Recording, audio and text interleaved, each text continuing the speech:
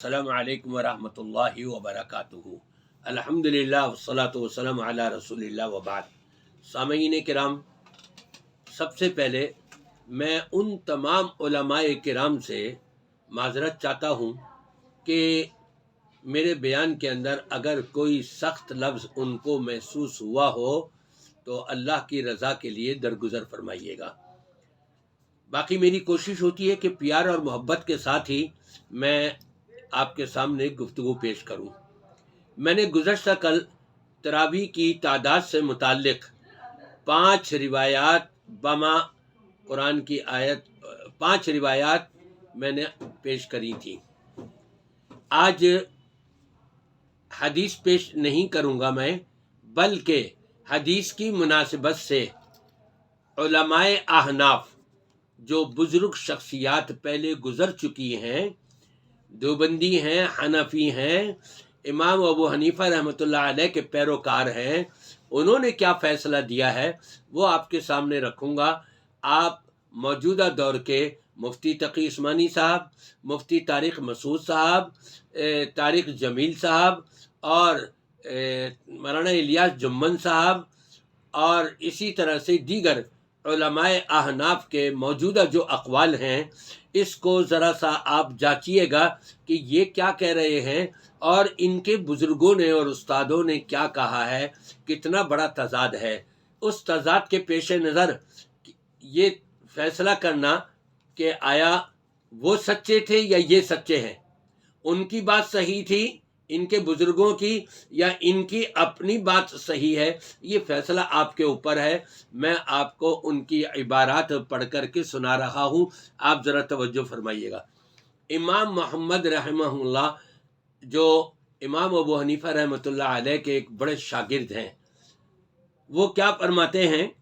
امام محمد رحمہ اللہ نے موطا میں ایک عنوان باب و قیام شہر رمضانہ یہ قائم کیا ہے، اور اس پر مولانا عبدالحی حنفی رحمہ اللہ نے لکھا ہے وَيُسَمَّى التَّرَابِيح، اسی قیام اللیل کو تراویح کہا جاتا ہے۔ فرماتے ہیں تراویح کی تعداد رکعات بیان کرنے کے لیے امام محمد رحمہ اللہ نے حضرت عائشہ رضی اللہ تعالی عنہا کی مشہور روایت جو صحیح بخاری میں ذکر ہے وہ پیش کی ہے کہ آپ کی 11 رکعتیں بما وتر کے ہوا کرتے تھے، اور صفحہ 139 پر لکھتے ہیں وَبِهَذَا كُلُّهُ نَأْخُذُ، یعنی ان سب احادیث پر ہمارا عمل اور اعتقاد ہے، اور 20 رکعت تراویح کا بالکل ذکر ہی نہیں کیا گیا اس میں۔ اب آپ دیکھیں امام محمد صاحب رحمۃ اللہ علیہ کا یہ کہنا وَبِهَذَا كُلُّهُ نَأْخُذُ، اس سے واضح ہو جاتا ہے کہ امام ابو حنیفہ رحمۃ اللہ علیہ کا مسلک بھی یہی ہے، کیونکہ امام ابو حنیفہ رحمۃ اللہ علیہ سے 20 رکعت تراویح کی صحیح سند کے ساتھ کوئی قطعی طور پہ روایت ثابت نہیں ہے۔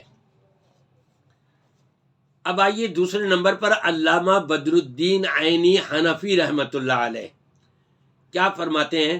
کہتے ہیں فَإِن قُلْتَ لم يبين في الروایات المذکورہ عدد الصلاة التي صلاها رسول اللہ صلی اللہ علیہ وسلم فی تلک اللیالی، اگر تم یہ کہتے ہو کہ نبی کریم صلی اللہ علیہ وسلم نے 3 دن جو جماعت کے ساتھ نماز پڑھائی ہے اس کی تعداد رکعات ثابت نہیں ہے، تو قل تو میں یہ کہتا ہوں روا ابن خزیمہ و ابن حبان، صحیح ابن خزیمہ اور ابن حبان کے اندر یہ حدیث موجود ہے حضرت جابر رضی اللہ تعالیٰ عنہ کی، قال صلی بنا رسول اللہ صلی اللہ علیہ وسلم فی رمضان 8 رکعات ثم اوترا، کہ حضرت جابر کہتے ہیں اللہ کے رسول اللہ علیہ وسلم نے رمضان میں ہم کو 8 رکعات اور 3 رکعت وتر یعنی کل 11 رکعت پڑھائی ہیں۔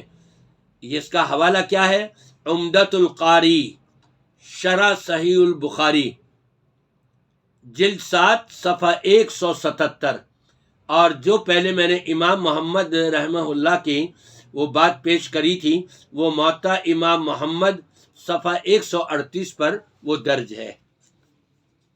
یہ گویا کہ احناف کے بڑے بڑے پائے کے بزرگ اور علماء گزرے ہیں اور بڑی کتابیں انہوں نے لکھی ہیں، ان کے حوالے میں آپ کو دے رہا ہوں۔ تیسرے نمبر پر امام ابن حمام حنفی رحمۃ اللہ علیہ کیا فرماتے ہیں؟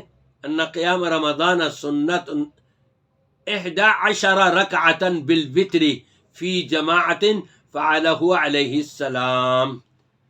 حوالہ کیا ہے؟ فتح القدیر شرح الہدایہ جلد 1 صفحہ 334، اور اسی طرح سے طبع 9 لکشور جلد 1 صفحہ 98، اور مسک الختام جلد 1 صفحہ 288۔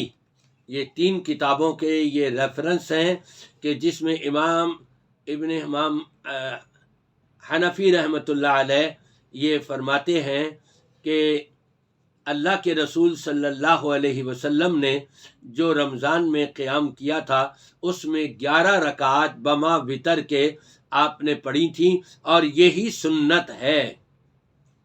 اور کہتے ہیں وظاہر کلام المشائخ ان سنت 20 و مقتضى دلیل ما قلنا۔ ہمارے بہت سے مشائخ کا یہ کہنا ہے کہ جی 20 رکعات سنت ہے، تو دلیل کا متقاضی تو یہی ہے کہ اللہ کے رسول صلی اللہ علیہ وسلم نے دلیل کے لحاظ سے ہمارے سامنے یہ بات واضح ہو جاتی ہے کہ 11 رکعات بما وتر کے آپ نے پڑھا۔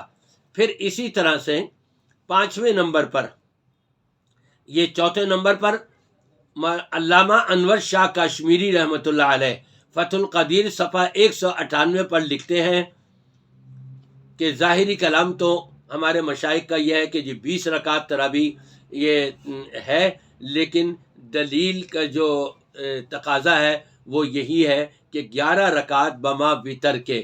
اور نمبر 5 پر امام ابن نجیم حنفی رحمۃ اللہ علیہ وہ فرماتے ہیں وقد ثبت ان ذلك كان 11 بالوتر كما ثبت في الصحيحين، کہ صحیحین کے اندر جو یہ حدیث واضح ہے، ثابت ہے کہ 11 رکعات وتر کے ساتھ یہ ہے سنت، اور مزید 12 رکعتیں جو ہیں وہ مستحب ہیں، سنت نہیں ہیں، لیکن یہ آج کل کے علماء کہتے ہیں نہیں، سنت جو ہے وہ 20 رکعت ہے۔ 6 نمبر پر ملا علی قاری حنفی رحمۃ اللہ علیہ فرماتے ہیں نتراوی فی الاصل 11 رکعتا فعلہ علیہ السلام۔ حاشیہ مشکات جلد 1 صفحہ 115 المرقات۔ یہ ملا علی قاری حنفی رحمۃ اللہ علیہ فرماتے ہیں کہ دراصل تراویح جو ہے 11 رکعات ہی ہیں، اور اسی کو اللہ کے رسول صلی اللہ علیہ وسلم نے پڑھا ہے۔ اور آج کی نشست میں 7ویں نمبر پر جو آخری ہے، باقی یہ ابھی موجود ہیں، انشاءاللہ تعالی میں آئندہ وہ دلائل پیش کروں گا علماء احناف سے ہی۔